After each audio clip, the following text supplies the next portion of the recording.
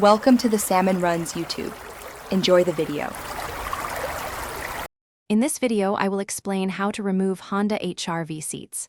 First, let's prepare by gathering our necessary tools. You will need a socket wrench set, a trim removal tool, and possibly a flathead screwdriver. Safety is paramount, so always disconnect the negative terminal of your car's battery before touching any electrical components. Also, ensure your vehicle is on a stable, level surface with the parking brake firmly engaged for your safety. Let's begin with the rear seats, which are generally simpler to remove.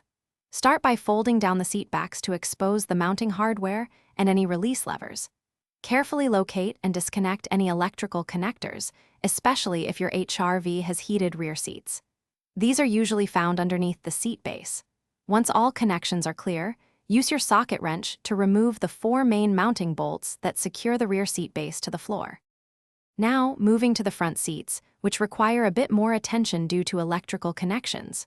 First, slide the seat all the way forward to expose the 2 rear mounting bolts. Then, slide it all the way back to access the 2 front bolts.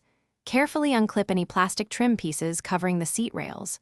Crucially, disconnect all electrical connectors underneath the seat, including those for airbags and seatbelt sensors.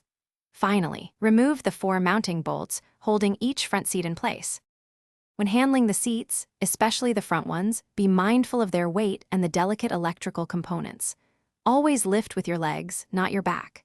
During reinstallation, ensure all electrical connectors are securely reattached before bolting the seats down. Tighten all mounting bolts to the manufacturer's specified torque, typically around 22 to 25 foot-pounds, to ensure safety. Finally, reconnect your battery and test all seat functions and safety systems. Thanks for watching. Consider subscribing if we helped you.